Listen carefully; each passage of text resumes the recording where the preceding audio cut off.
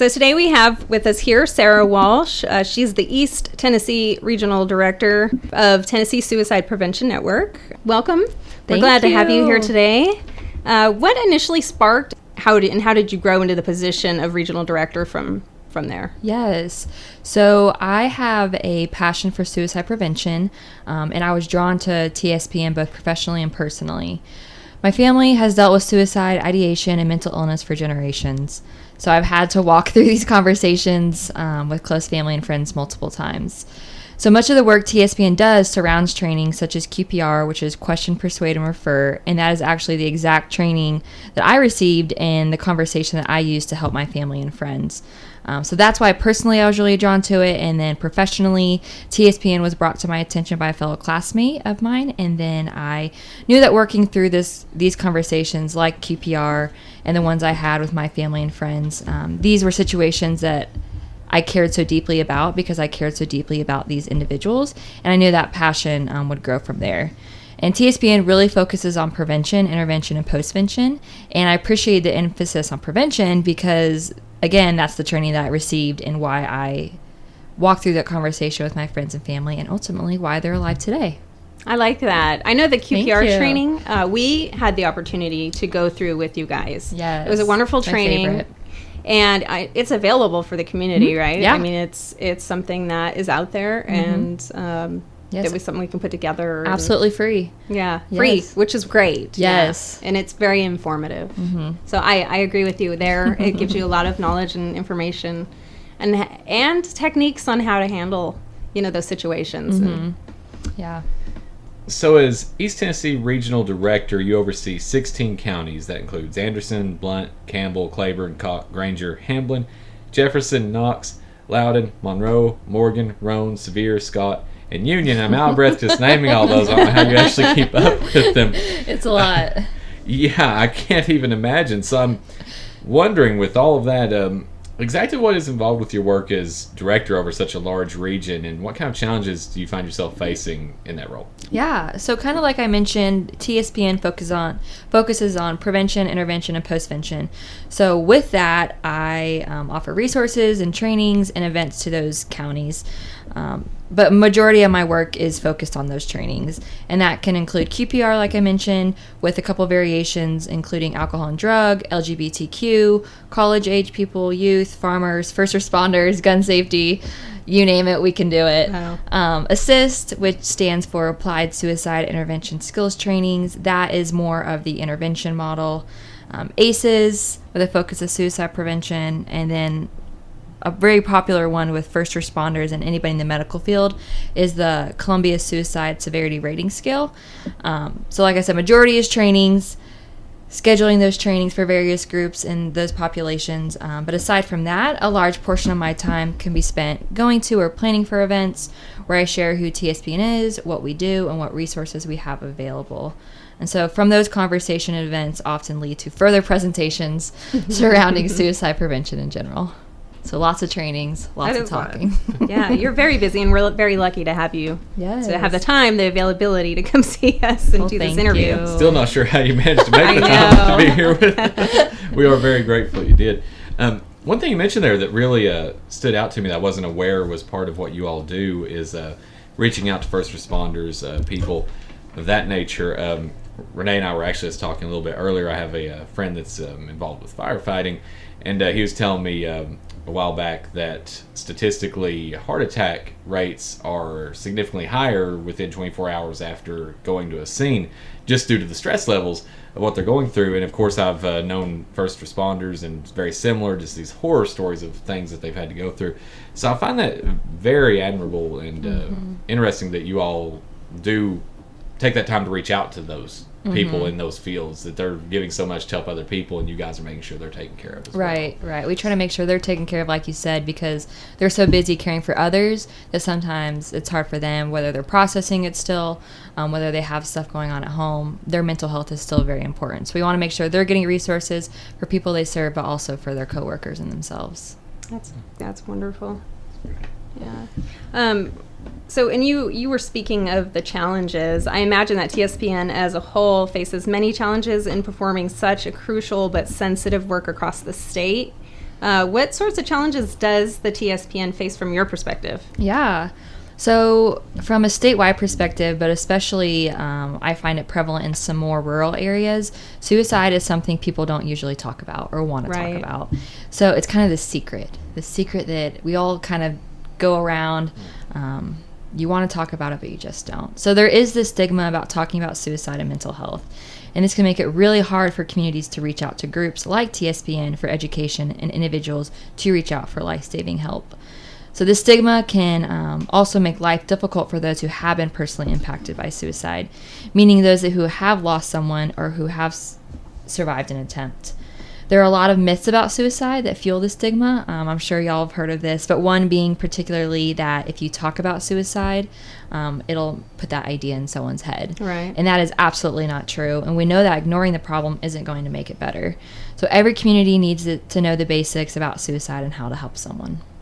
Yes, absolutely. Yeah, for sure. Yeah, I have to say that is one of the things I probably admire most about the work you all are doing, specifically you with the East Tennessee region. I've lived here all of my life, and like you said, that those skeletons in the closet seem to be a very, very big issue in these more isolated areas. People they don't talk about things. They're tough. They're mountain people. They just bear it all themselves, and eventually it consumes them. And you see so many casualties to that sort of mentality. So I'm so happy to see what you're doing to reach out and educate and encourage people. You can talk about your problems and your struggles, and you can get help, and you should. You deserve to do that. And the people you love deserve for you to do that as well. Absolutely. So, just want to say again, that's why we have you here as a Good Samaritan. Just really admire what you do there. Well, thank you. I think you. it's fantastic. Explain that to you. Our viewers probably already know. I've been told that's my favorite word. I use it too much. So I keep a count now anytime I use it. So we're at number 1 if you're counting at home. He's doing good. Of course, one of the most crucial aspects of suicide prevention is raising awareness, as we were just talking about. So when we're talking about the true threat that it poses to Tennesseans, again, because it's something that is so often ignored, and I think that because of that, people don't realize just how dangerous it is. It's just one of those things that you heard a story of somebody's cousin's aunt or something like that, but in reality, it is affecting so many lives in this area. Do you have any kind of statistics you could share on just how suicide is affecting East Tennessee? Yes. Well, kind of to step from a larger standpoint from the United States data, we had 48,344 people in 2018 that died by suicide for the United States. And this was an increase from 2017, which we had 47,173 people die by suicide. So it's real. We're living it. But especially in Tennessee in 2018, which is when it's the last data we have available. It's kind of funny to think because we are in 2020 and we only have 2018 data. But for the state of Tennessee, there was 1,159 people lost to suicide, which is a rate of about 17.1 per 100,000 people. So for 100,000 people, 17 people lost their lives to suicide. And for Campbell County specifically, in 2018, 12 people lost their lives with a rate of 30.3 compared to 10 in 2017. So it is increasing. Very, very scary. But this is why suicide prevention efforts are so important. Yes, absolutely. I know a lot of them have touched, just being in this small town, my children that have had to experience friends that have been lost to suicide. I walk into training sometimes and I ask people who's impacted by suicide, whether they've had family members, friends, they've known maybe a coworker, and almost everybody raises their hand. It's heartbreaking. It's devastating, yeah. In your experience with TSPN, what have you found to be the most common factors leading someone to commit suicide, and in what ways is the TSPN working to address those factors? Yeah. So we address these factors in all of our trainings. We teach people the warning signs and risk factors and how to be aware of them, and then what to do if these were presented to you. So some warning signs that we talk about, like I said, in every training, is any previous suicide attempts, giving away prized possessions, making final arrangements, or if they're talking about themes of death or depression, they're writing about it, they're reading about it, if there's a recent loss of a friend or family member, whether that's through divorce, death, or maybe suicide, if there's a sudden dramatic decline or improvement in schoolwork, the use or increased use of drugs and alcohol, chronic headaches, stomach aches, fatigue, withdrawal or isolation, neglect of personal appearance, taking unnecessary risks, no longer interested in family activities or hobbies, changed eating or sleeping patterns. So those are just some of the main warning signs, but some risk factors just to be mindful of is a previous suicide attempt, depression or other mental illnesses, substance use, family history of mental illness, family history of suicide, family violence, having guns or other firearms in the home, being in prison or jail, being exposed to others' suicidal behavior, mental illness like I shared, and being between the ages of 15 and 24 or over the age of 60. Those are kind of our main target areas of age groups. Yeah. A lot of those things I think are overlooked too. We see those things, in some people, and I think we just kind of push it aside. Like you said, the stigma is just, it's not something anybody wants to talk about. Not at all, yeah. But if we can just be mindful, I know I listed off a lot, but if we can be mindful of what we're seeing in people, that can be, because we know communication's verbal and nonverbal, so what are they saying and how are they acting? A lot of the trainings that we do focuses on people that you are in everyday contact with. So family members, friends, coworkers, and that way you can really see a change in their behavior. You can notice if they are talking a lot, maybe about death, or they are bringing up themes of suicide or depression. If they're lacking in hygiene. So you can see these trends, and that's something to be mindful of. Well, I tell you, that is really disturbing when you stop and think about it, and that's why I think it's so important that you all are doing what you are to raise awareness of this. Something in particular that stands out to me is that age range of 15 to 24. You mentioned how tragic that is, and in particular how so many of the adult generations will look at teenagers exhibiting those symptoms and will just say, well, you need to be more responsible, you need to get your act together, condemning them, beating them down. And why it's so great that you all offer the trainings you do, because what I got from the QPR training when we attended, the main factor I took away from it was anyone in that position, anyone that is considering taking their life, needs to know someone cares. They need to know someone wants to reach out to them, and they have somewhere they can turn. Just looking at that teenager that just looks like they're falling apart and they don't care about anything, and just asking it, are you okay? Could be enough to save a life. And then and I didn't realize how important just asking a simple question like that would be until that training, which again, very grateful for all you do in that regard. And talking of the training, you mentioned this earlier, that the mission of the TSPN is stated to be focusing on prevention, intervention, and postvention. Postvention in particular is a word I had never heard of until the QPR training. Honestly, me either. And I genuinely love that word. It might be my top 5 favorite. Of course, fantastic is still my favorite. Number 2, if you're keeping count at home. So would you mind to explain prevention, intervention, and postvention, and how that works in helping someone that's considering suicide? Yes.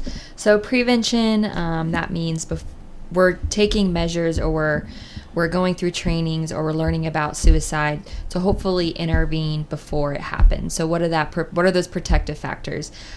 What are conversations that we can have before someone in the midst of that decision to end their life? Like I said, that involves a lot of trainings. So the QPR, the ACEs, the Columbia Suicide Severity Rating Scale, that is where we focus a lot of our prevention efforts in trainings.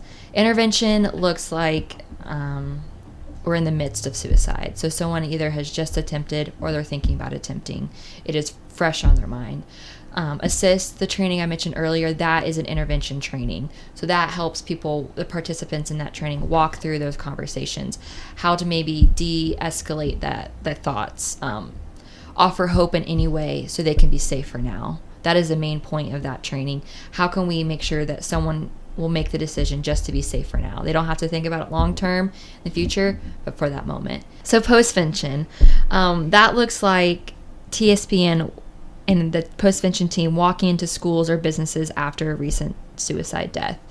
And that team is full of individuals from various backgrounds. So they could be professionally or personally passionate about suicide prevention and awareness. They might have lost a loved one. They might be in the field of mental health. Or it could be people that are just interested in helping other people. So we have a group of individuals from all walks of life and hold a range of professions. But postvention, like I mentioned, we go into schools or businesses.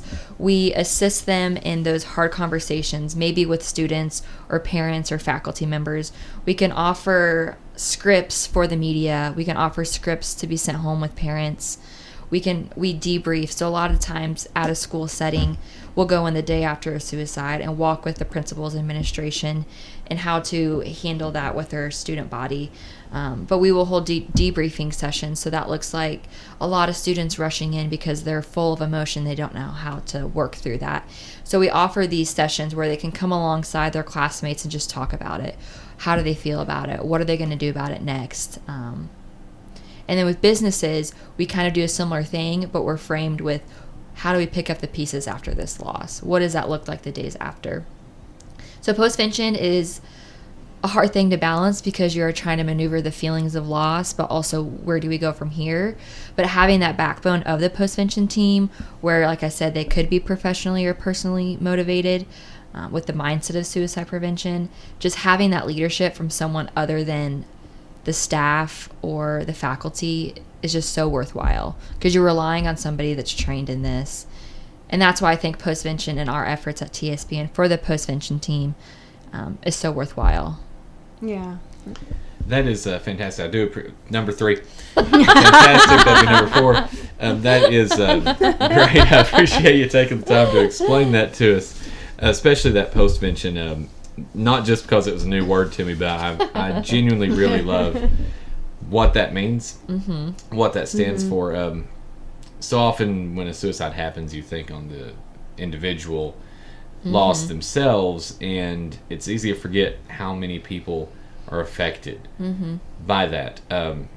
You think of how many people you know in your day-to-day life, how many people you interact with, family, friends, workers, things of that nature, and that person that has committed suicide, they knew people like that too, and they're all being affected now by what happened.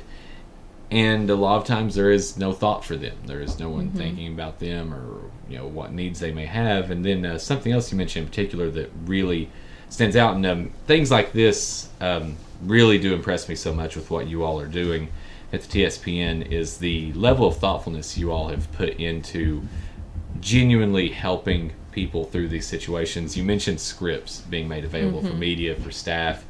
We've got a behind the scenes video that Renee put together for us a little bit ago, so people kind of have an idea of some of the work that goes into preparing these interviews we do. And of course, part of that is scripts. We do discuss what we're going to talk about and things of that nature. Something we'll often joke about is I will just ad-lib a lot. I read like a robot if I try to read off scripts. I just kind of make things up as I go. And one thing Renee can tell you is when I ad-lib, there's times, the way I describe it is you're on a train car and sometimes it just goes right off the tracks and down into a ravine, and I just lose it and I say something totally ridiculous. And that's great and fun, and we can laugh about it when we're just here doing these interviews. But when you're trying to announce an event like that, you're trying to make a body of students at a high school aware of an event like that, you can't afford to make that kind of mistake. Right. Know that you all are providing them a script, that you all are providing them solid rails for them to convey this in a caring, nurturing way. The thoughtfulness that goes into that is just one example of why I so deeply admire the work you all are doing. Well, thank you. Well, thank you for the work you all are doing. Yes, thank you. Kind of circling back around to reiterate, the TSPN, you guys do a lot of work with equipping any willing individual to be better prepared to address the topic of suicide and work towards suicide prevention. And I know this is done primarily through training programs like we've mentioned, QPR and ASSIST curriculums. Do you want to explain a little bit about the training programs to our listeners? Yeah. So like I've mentioned, QPR is it's 1 to 2 hours.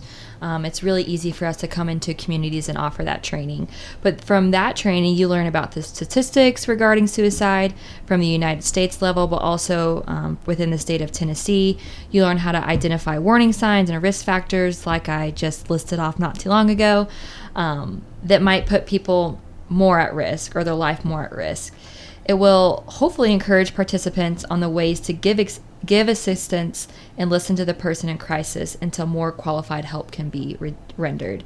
So what I like about this one is we emphasize hope, but also that you don't have to be a licensed professional to offer this conversation. You don't have to be a licensed professional to have these conversations. Because I come in thinking, well, I'm not a therapist, so what can I really offer?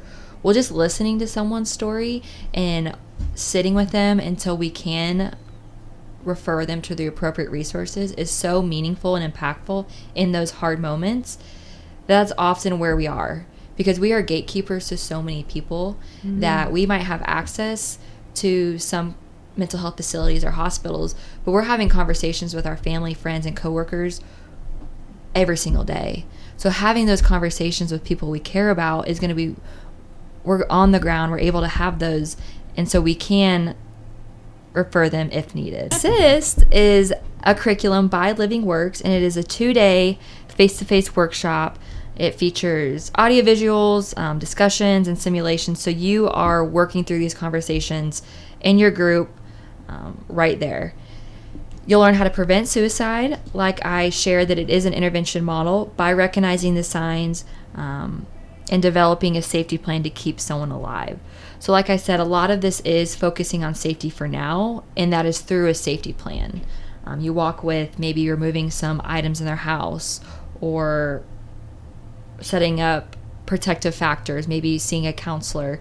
So you're really offering that safety plan for an individual to be successful for the future.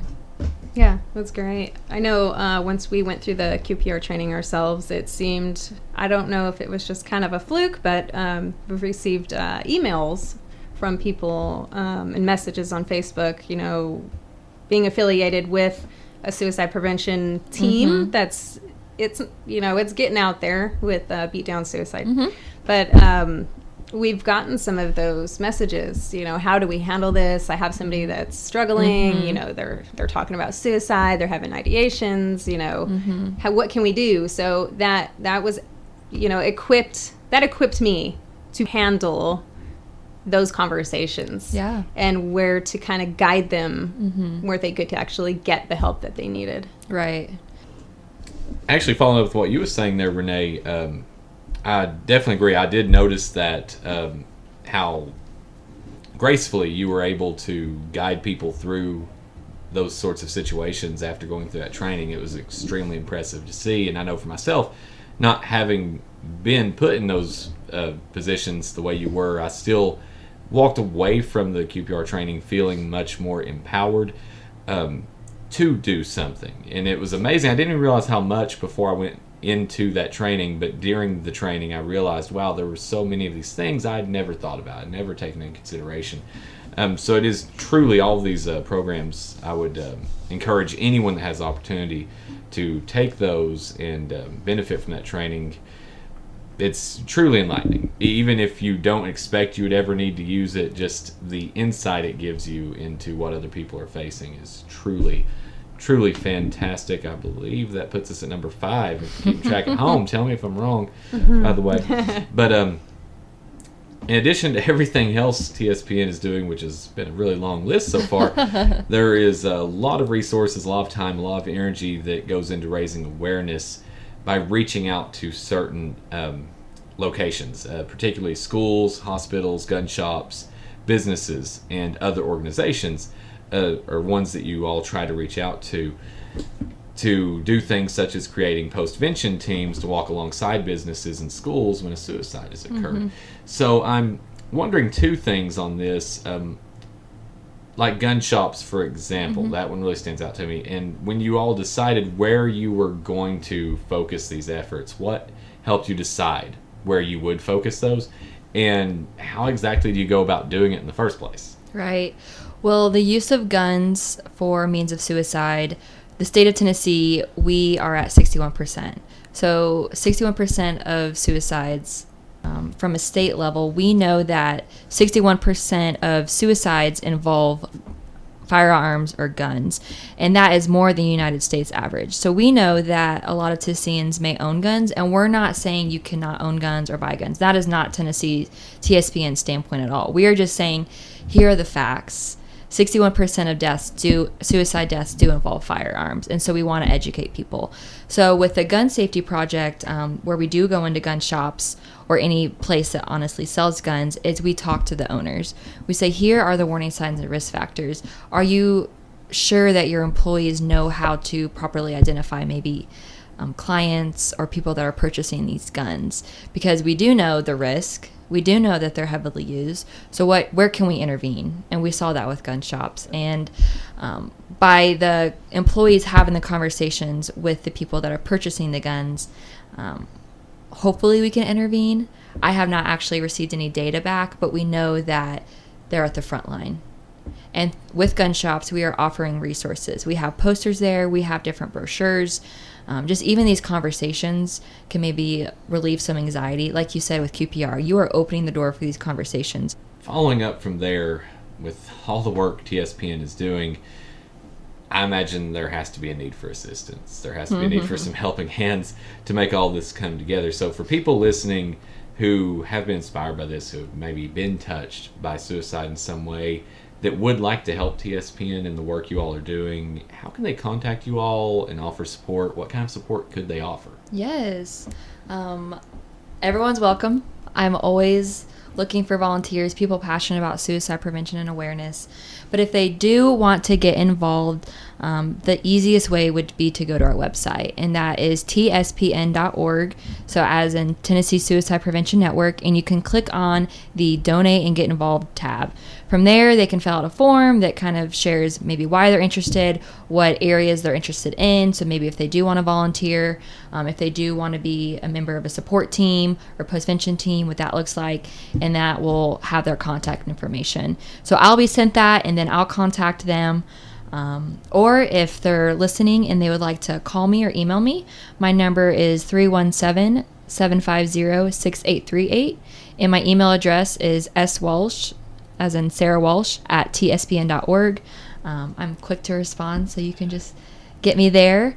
But we're always having events in the communities, and we can connect them with any volunteer opportunities. So a lot of times that looks like tabling events, so I provide the table and they can just go to an event with all TSPN items and just talk about suicide prevention and awareness. If they have an event coming up, or if they are super passionate about a certain population, they can share that with me, and maybe I can get them connected in a certain way. But what I'm really trying to do is connect with all of my counties in their unique ways. And so if I have someone from Campbell County that's really passionate and that has access to a lot of different things, please contact me. I would love to get involved in any way possible within this county, and just spread awareness and spread what TSPN can do. One of my favorite questions that I always ask our Good Samaritans is, do you have a favorite moment or accomplishment associated with the work that you're doing with TSPN that stands out in your mind?